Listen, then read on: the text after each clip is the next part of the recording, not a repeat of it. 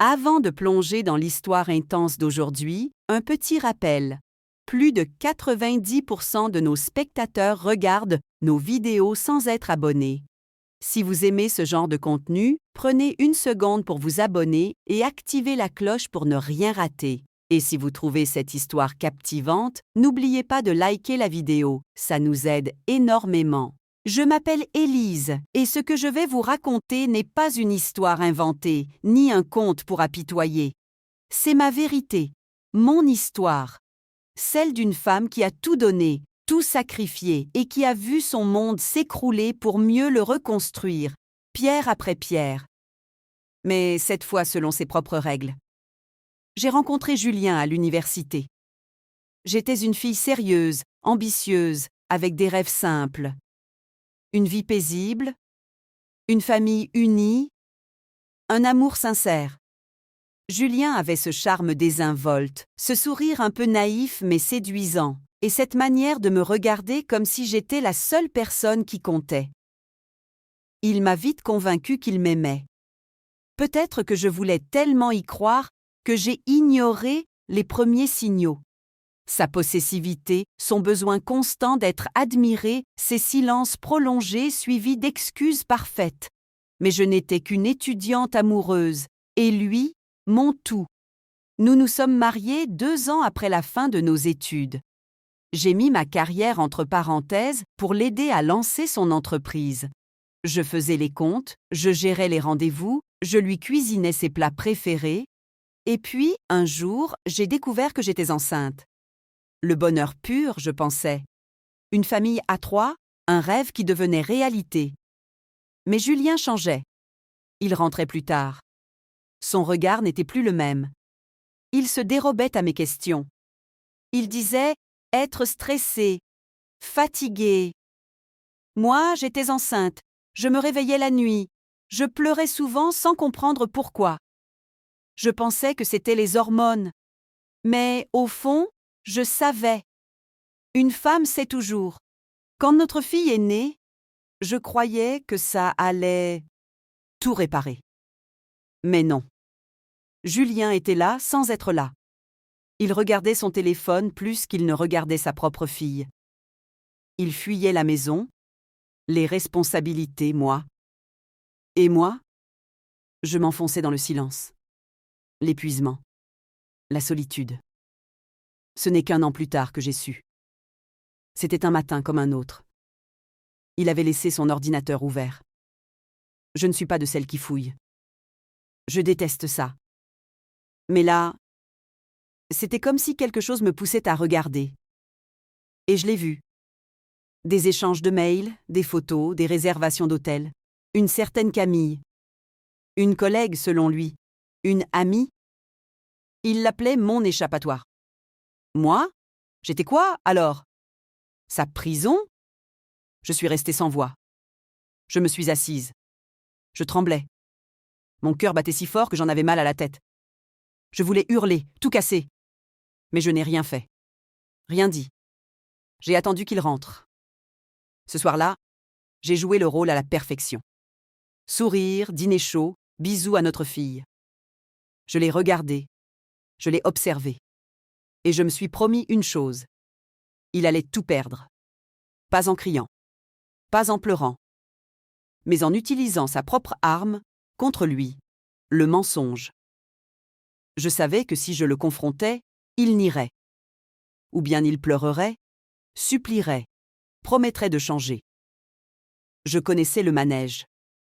J'avais vu ma mère pardonner 100 fois les écarts de mon père. Et chaque fois, elle perdait un peu plus d'elle-même. Je refusais de finir comme elle. Alors j'ai commencé à agir. Discrètement. J'ai ouvert un compte bancaire à mon nom. J'ai commencé à reprendre contact avec mes anciens collègues, mes anciens profs. J'ai repris des missions à distance. Je voulais être prête. Être libre. J'ai aussi commencé à observer Julien, à noter ses absences, à enregistrer ses appels, ses trajets. J'ai même sympathisé avec Camille. Oui, je savais qui elle était. Je l'avais croisée plusieurs fois. Une femme banale, trop confiante, qui pensait avoir gagné le jackpot en séduisant un homme marié. Je ne la blâmais pas. C'est facile de séduire un homme qui a déjà tout. C'est plus difficile de rester quand tout s'écroule. Pendant près d'1 an, j'ai joué ce jeu. Celui de l'épouse aimante, de la mère parfaite. Mais à l'intérieur, j'étais en train de devenir une autre femme. Une femme lucide, forte, prête à se battre.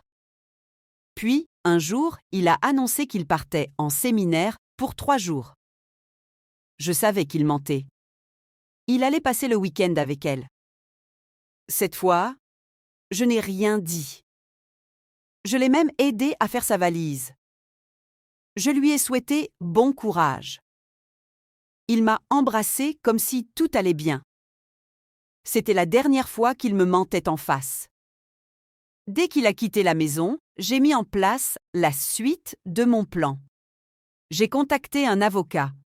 J'avais déjà tout préparé, preuves, relevés, capture d'écran.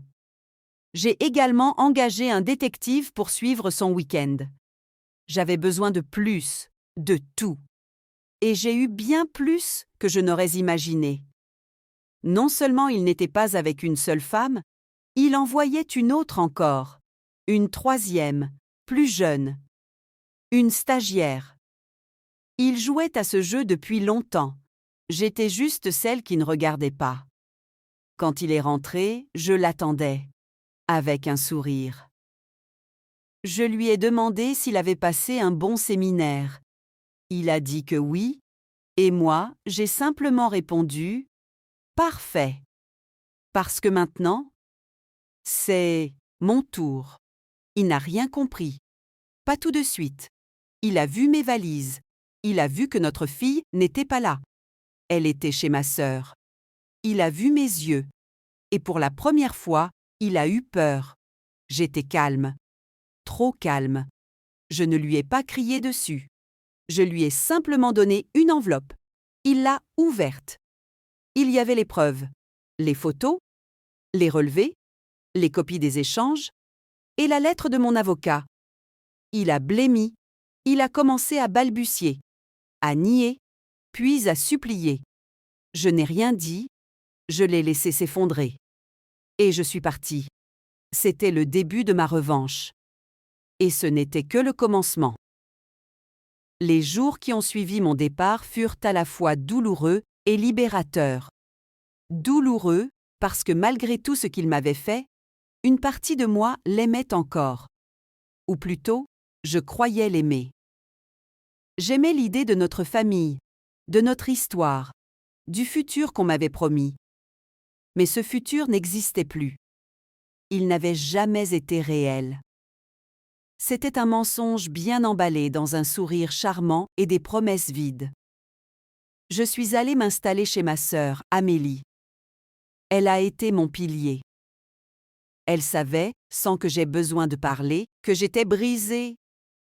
Et elle n'a pas posé de questions.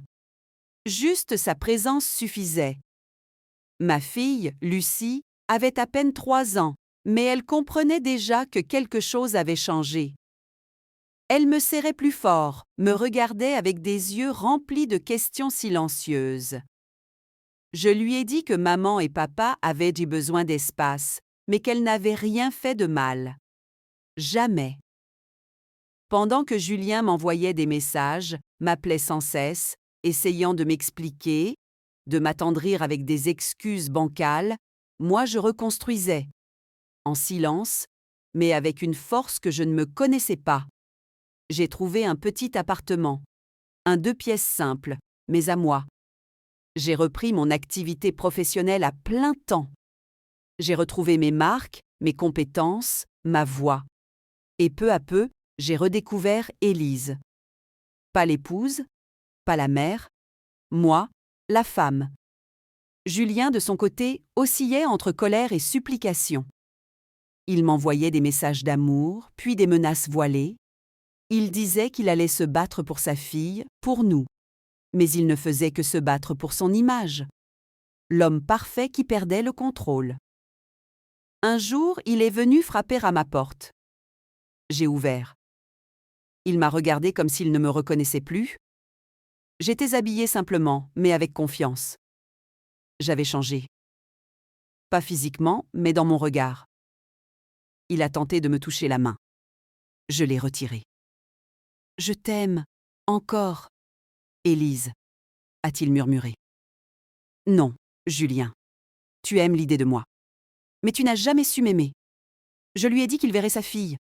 Oui, car Lucie n'avait pas à souffrir de ses erreurs. Mais moi, je ne reviendrai jamais. Il m'a supplié de ne pas rendre tout public, de ne pas ruiner sa réputation. Il ne comprenait pas encore. Je n'avais pas besoin de le détruire publiquement. Ma revanche était plus subtile, plus tranchante. Je me suis rapprochée de Camille. Elle ne savait rien de tout ça. Pour elle, j'étais juste une femme en instance de divorce.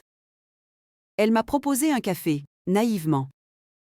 Et moi, j'ai accepté. Ce jour-là, je lui ai raconté une histoire.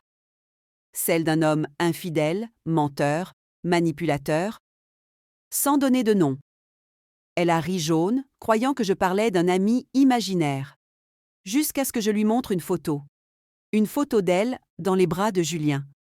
Son sourire s'est figé. « Tu es… qui ? Toi ?» a-t-elle soufflé, pâle. « Je suis son épouse. L'officielle. Et toi, tu étais juste une distraction. Je ne l'ai pas insultée. Je ne l'ai pas giflée. Je voulais juste qu'elle voie ses cuits. Sitini. » Ce qui lui avait caché. Son double jeu. Ses multiples conquêtes. Elle n'était pas la seule. Elle était un numéro dans une liste. Je suis partie, la laissant avec ce poids. Ce fut un tournant. Je me suis dit que je n'avais plus rien à prouver. Mais il me restait une dernière chose à faire. Montrer à Julien ce que signifie vraiment perdre. Il avait toujours été obsédé par son image publique, sa société, sa posture de père modèle, ses conférences, ses podcasts sur le leadership en entreprise. Je savais où frapper. J'ai contacté une journaliste locale, une femme intègre, brillante, que j'avais croisée autrefois lors d'un événement professionnel. Je lui ai confié mon histoire. Pas pour salir Julien, mais pour mettre en lumière les mécanismes de manipulation et de double vie que subissent tant de femmes. Elle a accepté de publier un article. Anonyme. Mais suffisamment détaillé pour que ceux qui connaissent Julien comprennent. L'article est sorti un jeudi matin, le même jour où il devait intervenir à un salon d'entrepreneurs. Le soir, il m'a appelé, furieux. « Tu veux me détruire ? Tu veux tout ruiner ? » Non, Julien. Je veux juste que tu ressentes une fraction de ce que j'ai vécu pendant des années. Il a raccroché. Et ce fut la dernière fois que nous avons parlé directement. La suite, il a perdu plusieurs partenariats. Certaines clientes ont refusé de travailler avec lui. Pas à cause de moi, mais parce qu'il était tombé le masque. Il n'était plus l'homme irréprochable, juste un homme ordinaire, avec ses fautes exposées. Pendant ce temps, moi, je grandissais. J'ai repris mes études à distance pour obtenir un diplôme supplémentaire. J'ai lancé un petit cabinet de conseil. J'aidais des femmes, des mères, des épouses à se réorienter professionnellement après un divorce, une séparation, une pause de vie. J'ai donné un sens à ma douleur. Lucie, elle, grandissait aussi. Elle posait parfois des questions. Et je répondais avec des mots simples, adaptés à son âge. Je ne parlais jamais mal de son père. Mais je ne mentais pas. Je lui disais qu'un jour, elle comprendrait. Et puis, un soir, en regardant mon reflet dans le miroir, je me suis rendu compte que je ne pensais plus à lui. Julien n'était plus un poids. Juste un chapitre. Un avertissement. Un souvenir. Mais la fin, elle n'était pas encore écrite. Il restait un dernier acte à jouer. Une dernière carte dans ma main. et elle allait tout changer. Des mois avaient dépassé depuis la tempête. J'avais repris ma vie en main, réorganisé mes priorités, reconstruit un foyer stable pour moi et pour Lucie. Mais au fond de moi, je savais qu'il manquait encore une pièce au puzzle. J'avais rétabli ma dignité, dénoncé les mensonges, mais il restait une question que je n'avais pas encore résolue. Comment clore définitivement ce chapitre sans y revenir sans cesse dans ma tête? Julien, de son côté, avait cessé d'essayer de me convaincre. Les messages s'étaient espacés, puis arrêtés. J'avais appris qu'il avait tenté de réparer son image en ligne, supprimant toute trace de son ancienne vie. Il avait même essayé de publier des excuses vagues sur ses réseaux sociaux, sans jamais me nommer. Mais je n'étais pas dupe. Il ne regrettait pas ses actes, il regrettait les conséquences. Et c'est là que m'est venue une idée. Je n'étais pas une femme de vengeance brutale. Je ne voulais pas lui faire du mal pour le plaisir. Mais je voulais que ce qu'il m'avait fait serve à quelque chose. Alors j'ai commencé à écrire. Pas un journal intime, un livre, un témoignage. Je ne l'ai pas fait pour lui. Je l'ai fait pour toutes les femmes qui, comme moi, avaient été réduites au silence, qui s'étaient oubliées, sacrifiées, trahies. Mon manuscrit s'intitulait « L'autre côté du silence ». Ce n'était pas une attaque, c'était un cri, une renaissance.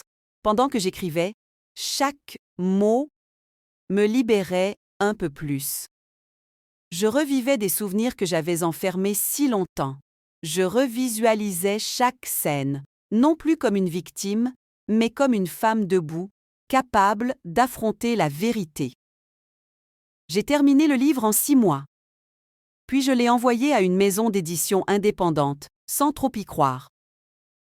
2 semaines plus tard, j'ai reçu un appel. Une éditrice bouleversée. Elle voulait le publier. Elle croyait en ce récit, en cette voix sincère, brute, authentique. Le livre est sorti discrètement. Pas de tapage, pas de publicité excessive. Mais il a trouvé son chemin. Bouche à oreille, partage sur les réseaux sociaux, articles de blog. En quelques mois, qui est un mois, là c'est un des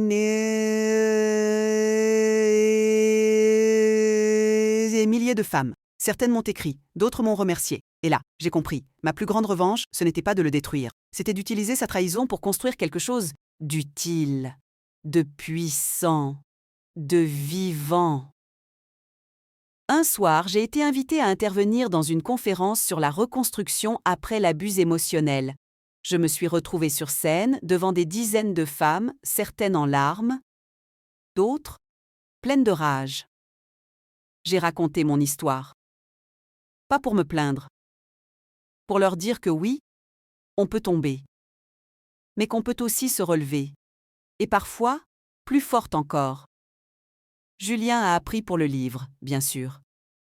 Il m'a envoyé un message, un seul, après tout ce temps. Tu t'es servi de moi pour devenir célèbre? Je n'ai jamais répondu, car il n'avait toujours rien compris. Ce livre n'était pas sur lui. Il était sur moi. Sur ce que j'avais survécu. Sur ce que j'étais devenue. Et surtout, sur ce que j'avais décidé de ne plus jamais être. Une femme invisible. Je vivais désormais dans une petite maison en bordure de ville. Pas luxueuse, mais chaleureuse. Avec un petit jardin où Lucie jouait après l'école. Elle avait grandi, elle posait de moins en moins de questions. Elle savait que maman avait fait des choix difficiles, mais qu'il l'avait protégée. Un jour, alors qu'on plantait des fleurs ensemble, elle m'a regardée avec ses grands yeux pleins de lumière et m'a demandé « Maman, tu es heureuse maintenant ?» J'ai souri.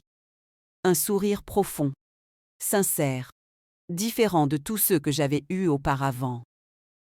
Et je lui ai dit Oui, ma chérie. Pour la première fois, je crois que je le suis vraiment. Le passé ne me contrôlait plus. Il était là, inscrit, mais il ne dictait plus mes pas. J'avais fermé la porte doucement, sans fracas, et j'avais ouvert une fenêtre sur une vie que j'avais moi-même dessinée. Julien? Je n'avais plus de haine, juste une indifférence tranquille. C'était peut-être ça, la vraie vengeance. Continuer à vivre, à aimer, à créer, pendant que ceux qui vous ont brisé restent prisonniers de leur choix. Et moi, je marchais vers l'avenir, libre,